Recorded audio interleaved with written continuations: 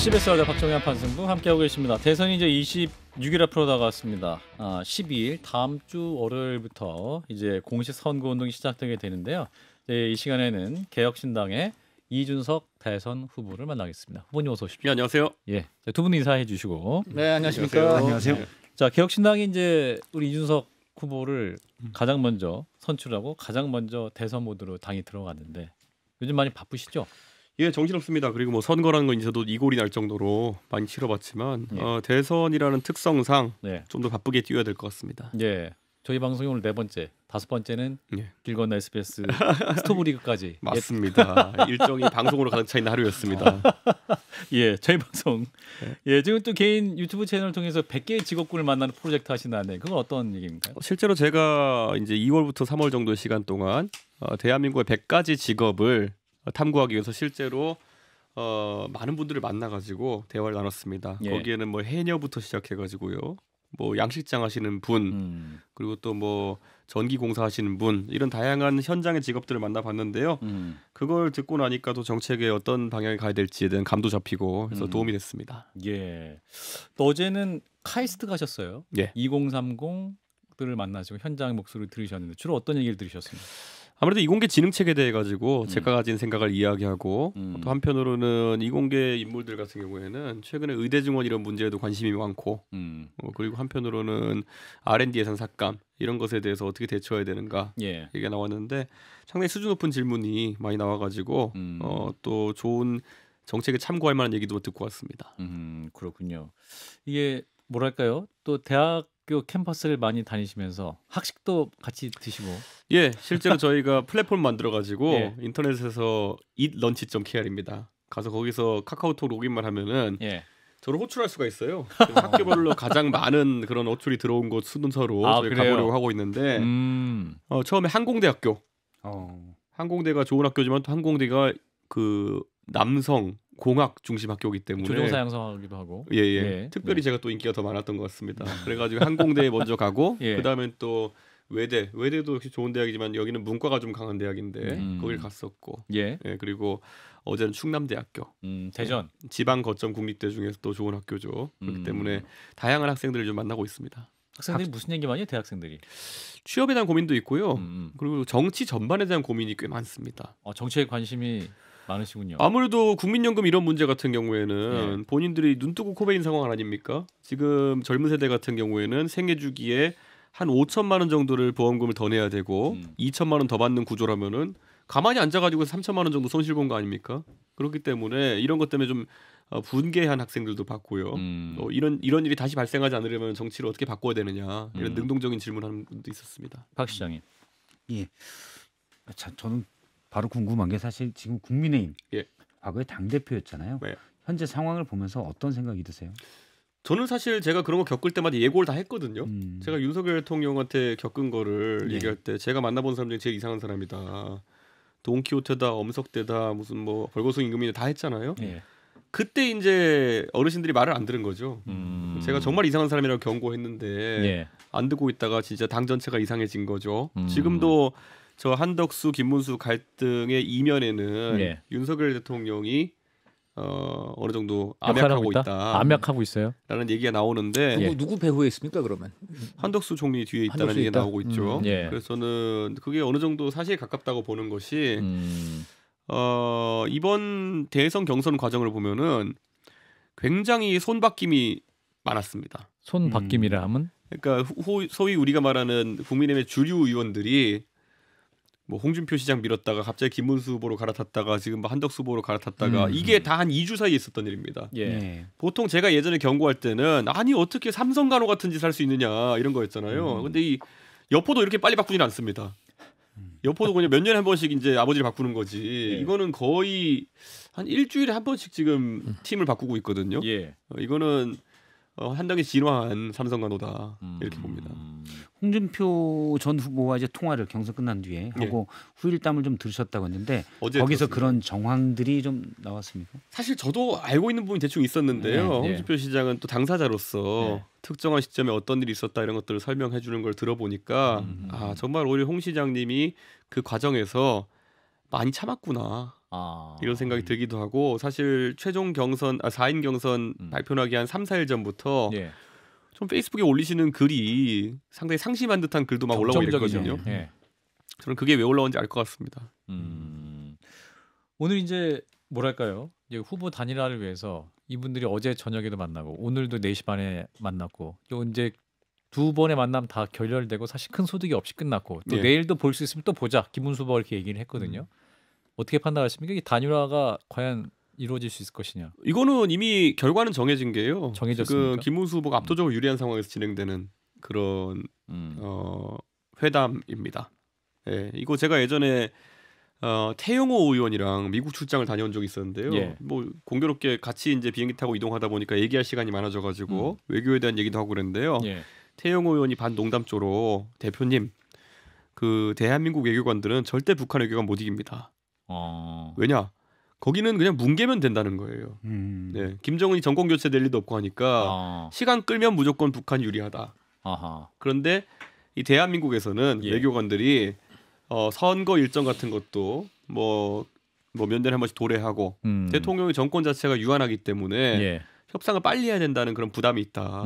지금 상황에서 김문수 후보는 뭉개면은 자기가 확정되는 겁니다. 11일까지 뭉개면. 그렇죠. 그렇기 때문에 이 상황에서는 뭐 김문수 후보가 북한이라는 얘기는 아니고 북한과도 같은 유리함을 가지고 있다.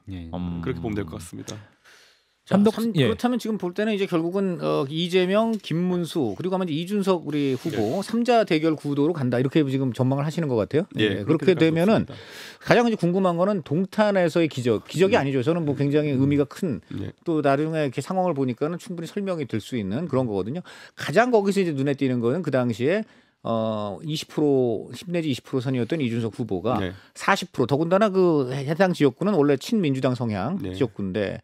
한마디로 공영호는 그야말로 공룡이었는데 이제 다윗이 공룡을 이겼다 이제 이렇게 보는데 그 지금 구도 그 사이에 이제 국민의힘 후보가 있었죠. 이번에도 그 동탄 2가 나올 수 있는 것인가? 예, 제가 어쩌다 보니까 바른미래당 때도 3당으로 선거에 나가보기도 하고 동탄에서도 그런 선거를 경험하고 그러다 보니까 이 패턴에 저와 저희 개혁신당의 구성원들은 굉장히 익숙합니다.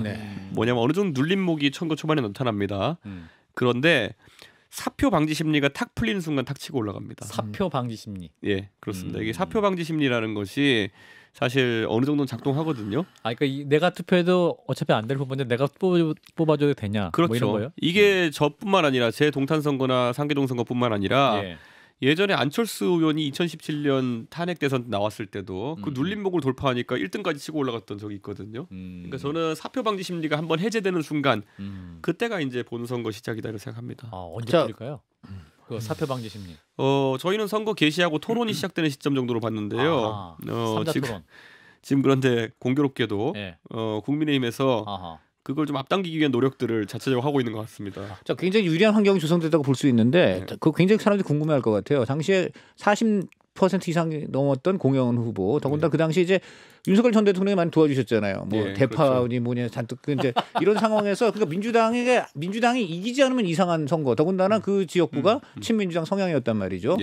그런 상황에서 국민의힘 후보도 이제 일종의 경쟁 상대였는데 그거를 제치면서 바로 철옹성이 무너지는 계기가 그 당시에 대표적으로 이제 공영훈 후보가 뭐 어떤 그 후보 개인 비리 의혹들이 나왔죠. 근데 그 개인 비리 의혹 요거 때문에 그렇게 된 겁니까? 아니면 그 이제 결국 그 철옹성 내지 공룡을 무너뜨린 그 파워 그의 핵심은 무엇이었습니까? 저는 결국 그 동탄의 민주당 지지율이 과거 65%까지 나왔던 것은 절대 죽었다 깨나도 국민의힘을 찍지 않겠다 여론이 꽤 있었기 때문이라 이렇게 보는데요. 그분들에게 개혁신당이란 대안이 생긴 순간 그게 좀 마음이 열리는 측면이 있었다 이렇게 보는 거고요. 제가 선거하면서 많이 얘기했던 것 중에 과연 동탄에서 누가 당선돼야지 윤석열 대통령이 가장 술맛이 떨어지겠느냐? 술맛이 떨어지겠느냐? 예, 약주 잡술 때 누가 가장 기분이 나쁘겠느냐? 누가 당선돼야지? 그 구호를 되게 좋아하시더라고요. 저는 지금도 이런 선명한 질문하고 싶은 게 그때는 그러니까 동탄에서 지역구는 개혁신당, 비례는 조국혁신당이 되게 많았어요. 가장 윤석열 대통령이 까무라칠 조합이죠. 이준석과 조국을 찍는다 이런 거잖아요. 그러니까 저는 그런데 이번에도 저는 유권자들한테 이제 합리적으로 물어보려고 합니다. 이번에 정권 교체를 바란 유권자가 많은데 이준석으로 바뀌어도 정권 교체입니다. 그런데 어느 것이 더 나은 정권 교체냐를 저는 따져 물을 생각입니다. 민주당을 지지하시는 분들이라 하더라도 저는 이재명 후보의 위험한 경제관이나 이런 것들에 대해서 두려움을 가진 분들이 있을 거거든요. 예. 그 부분을 세밀하게 캐물어야죠. 근데 좀 전에 그 선거 구도 굉장히 재미있게 설명을 해주셨는데 네. 그 작년 동탄의 선거 전 지금 좀 설명하시는 그 내용을 보니까 이거는 이재명 즉 당시 대표가 이끌던 민주당보다는 오히려 윤석열 전 대통령은 이제 국민의힘 예. 하고 이제 어떻게 보면 이제 싸움 속에서 예. 국민의힘에 실망한 사람들 예. 이런 사람들 표를 다 모으고 그렇죠. 그 다음에 이제 추가로 아마 민주당만 찍어 왔는데 정말 너무 이제는 좀 그야말로 좀 식상하다라든가 이런 거 같아요. 그럼 이번에도 그 같은 전략 쉽게 말하면 국민의힘 찍어 왔는데 도저히 지금 하는 거 보니까 또 계엄을 한 거 보니까 이제 못하겠다 해서 돌아선 원래 이제 보수 성향이신데 예. 돌아선 분들 그리고 플러스 민주당에서 이제 좀 더 이상 이제 민주당 여러 가지 힘들고 못 찍겠다. 이런 분들, 뭐 예. 이재명 또 대표 후보의 또 어떤 사법 리스크 예. 이런 것까지 모은다면 그것이 지금 같은 구도에서 가능하다고 보십니까? 예. 그렇죠. 그래서 많은 사람들이 3파전보다 양자 구도가 유리한 거 아니냐 이렇게 얘기하시는데요. 예. 그냥 단순 발례가 지난 총선입니다. 경기 남부 지역에 한 40개 정도 되는 지역구가 있는데요. 경기 남부에서 분당같이 절대 우세 지역이나 아니면 양평 이런 곳을 빼놓고는요. 나머지는 국민의힘 후보들이 대부분 양자로 붙어가지고 그냥 깨졌습니다. 그렇죠. 그런데 동탄에서는 3자로 붙어가지고 오히려 민주당이 매우 우세한 지역구인데 제가 이겼던 것이 양자가 오히려 그런 대결하게 되면요. 그냥 국민의힘 싫어하는 표가 과반이 돼가지고 끝납니다. 그냥.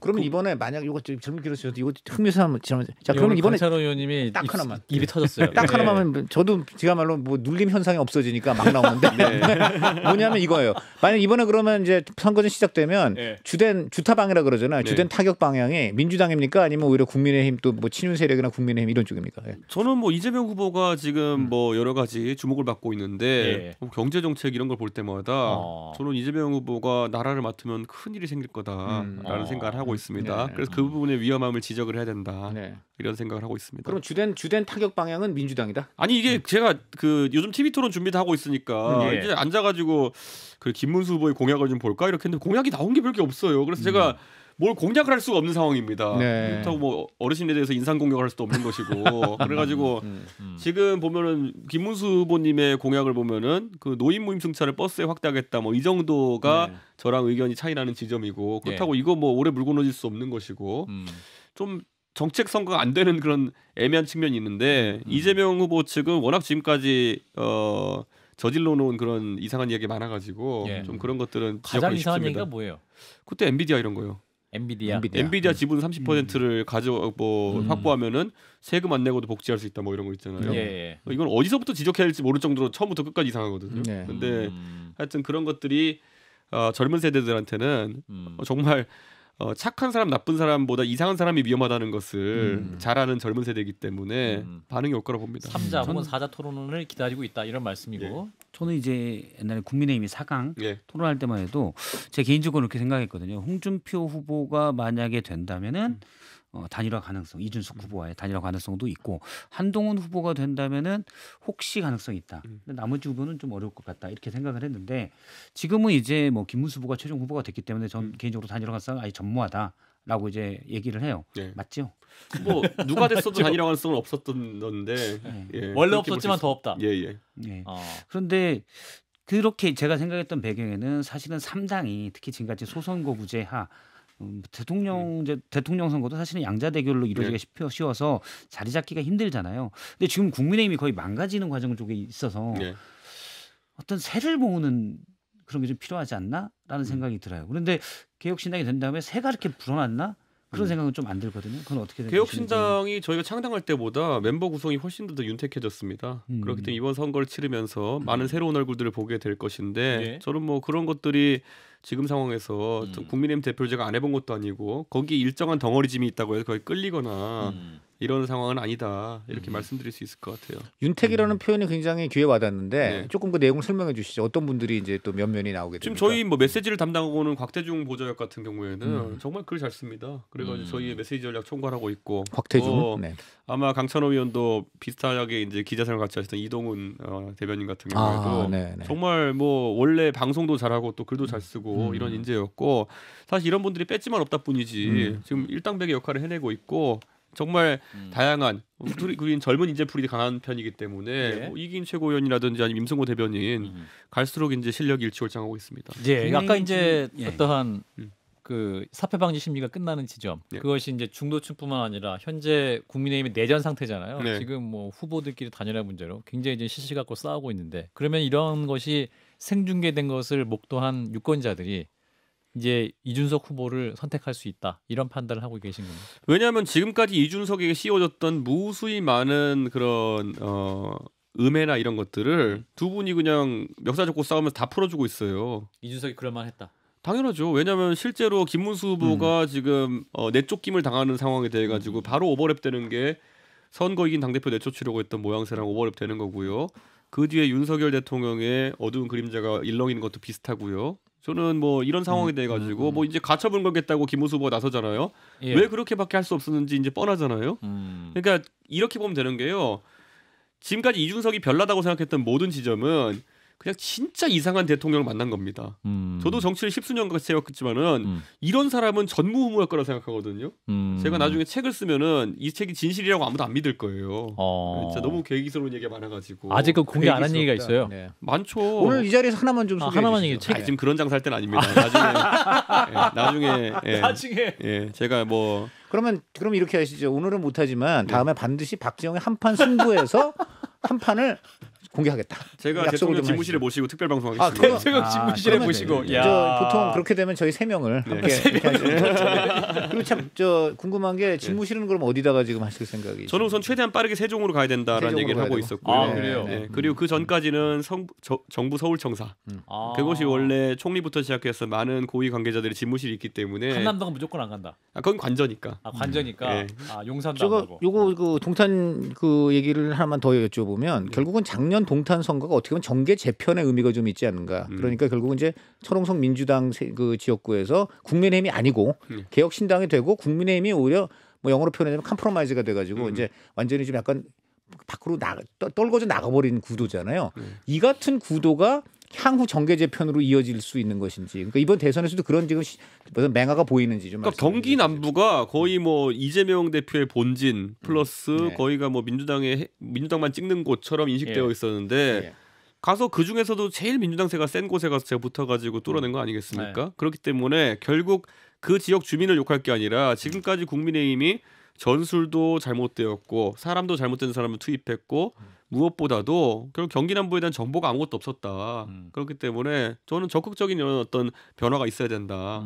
경기 남부에서도 통할 수 있는 정당을 만들어내는 것이 보수 중도 보수 진영에 있어서 하나의 과제가 된다. 만약 국민의힘이 지리멸렬해져가지고 오히려 이준석 후보와 단일화를 제안한다면 그 이준석 후보를 아예 우리 단일화 후보로 모실 테니까. 지금 제가 선거 내내 공약 발표하고 정책 선거로 이끌어가려고 하는데 그런데 잘못 들어가면 또 1, 2주 동안 그 얘기만 나오게 되기 때문에 우리 이준석 후보로 단일화하고 이준석 후보 모시겠다고 해도 거부하겠다. 그러니까 이게 저는 약간 화법 자체가 좀 이상하게 느껴지는 게 저한테 뭐 복당해 이렇게 말씀하는 분 있으면은 아 상태 이상하구나 전 대화 차단하거든요. 그러니까 뭐 대단한 특혜를 베푸는 거라고 생각해요 지금. 그러니까 뭐 그래가지고 아니 제가 그 당에 없었던 것도 아니고 다 경험해보고 나왔는데 뭘 그렇게 복당을 하길 바래서 안절부절한 복당이 아닙니다. 아니, 그러니까 그런 것처럼 마찬가지로 단일화 같은 것도 뭐 제가 봤을 때는 뭐 이상한 얘기들이 나오는 게 뭐 너 뭐 나중에 혹시라도 10% 15% 못 받으면 당 파산하는 거 아니야? 그런 거 없어요. 저희 가진 돈의 범위 내에서 이미 다 지불했거든요. 그 뭐냐면은 이게 3당 4당 선거 치를 보면요. 외상 거래가 안 돼요. 네, 그렇기 때문에 다 냈어요. 이미 다 냈기 때문에 더 낼 돈도 없어요 이제. 이 후보님 제가 질문한 거는 이 후보님 중심으로 단일화하자고 국민의힘이 들어오는 거죠. 우리 그거는 저랑 상의할 필요 없이 그냥 알아서 자기들이 드롭하면 되는 거고요. 드롭해버린다. 예, 저랑한테 뭐 상의한다는 거는 협상을 하려고 하는 거 아니겠습니까? 협상은 응할 생각이 없습니다. 박 시장이. 예, 지금 말씀은 이제 국민의힘 타이틀을 달고 예. 그래서 김문수 후보가 중간에 그럴 가능성은 거의 전무하다고 보지만 드롭한다고도 국민의힘 타이틀을 달고 뭐 대선 후보가 될 생각은 없다라는 말씀이시죠? 그건 선거법상 불가능합니다. 예, 아 그렇죠. 이제 근데 이제 이번 대선에 개헌 프레임에 작동할 수밖에 없는데 네. 또 이제 이준석 후보님은 또 당시에 국민의힘 당 대표로서 네. 당시 윤석열 후보의 당선에 책임 있는 분이 아니냐.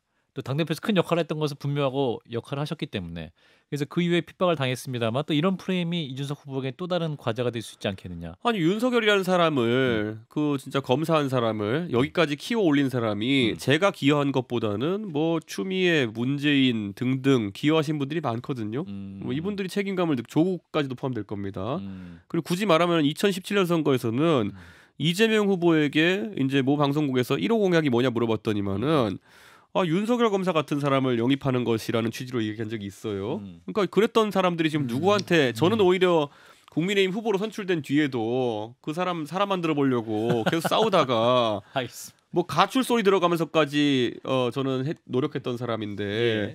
오히려 그 사람 검찰총장 만들려고 했던 그런 사람들이 책임져야 되는 거 아니냐 그런 생각입니다. 우리 이준석 후보가 또 사실 그 의미가 있는 게 그 아버님이 네. 그 TK시였습니까? 그리고 그래서 사실은 이번에도 보면 그냥 눈에 띄었던 게 그 대선 출마 이제 가장 먼저 하면서 그 TK 대구 지역 가서 인사를 매일 하고 그래서 이렇게 언론들이 볼 때 야 가갖고 또 뭐 욕 들어먹는 거 아니냐 했지만은 그렇지 않고 반응이 또 그 괜찮았다 이런 얘기도 있고요. 그다음 또 하나가 제가 눈여겨본 게 굉장히 저도 존경하던 분인데 두봉 주교님께서 얼마 전에 돌아가셨어요. 그분이 안동 대교구 안동 교구 지켜오신 분인데 거기에 보니까 정치인으로는 우리 이 후보하고 김문수 후보 딱 두 분이 앉아 굉장히 눈에 띄는 장면이었거든요. 그래서 그 자리 그 참석의 의미 그리고 옆에 김문수 후보하고 어떤 얘기가 있었는지 그리고 TK 출신 정치인으로서의 의미 말씀해 주시죠. 뭐 답할까요? 아니면 말씀해 주세요. 사실 두봉주고객님 같은 경우에는 뭐 안동 지역에서 그런 농민들의 삶을 살피면서 상당한 존경을 받는 분이었고 저도 카톨릭 신자이기 때문에 상당한 존경심을 가지고 이렇게 장례미사에 참석하게 되었고요. TK 지역 같은 경우에는 저는 이번에 갔던 이유가 TK가 잘못한 게 아니다. 그냥 윤석열이 특별히 이상한 사람이다라는 걸 강조하고 싶었고 공교롭게 이번에 대선이 6월 3일 아닙니까?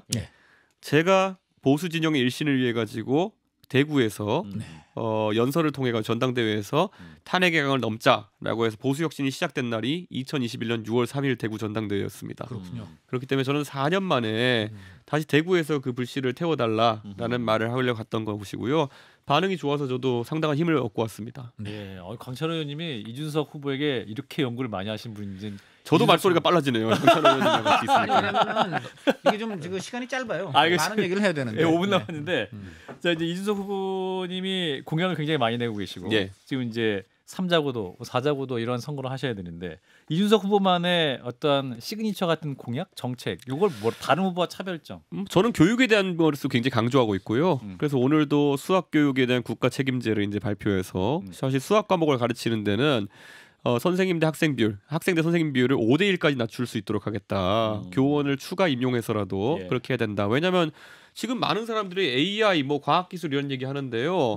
그거 뭐 100조 넣고 200조 넣고 이런 거는 솔직히 그냥 약간 뻥공약 같은 거고요. 실제로 어떻게 인력을 양성하고 AI 시대를 위한 준비를 하냐가 중요한데 저도 이제 과학기술 이공계를 공부했지만은 수학 없이 아무것도 안 됩니다. 그런데 최근에 피사라든지 이런 국제학력평가 통계를 보면요.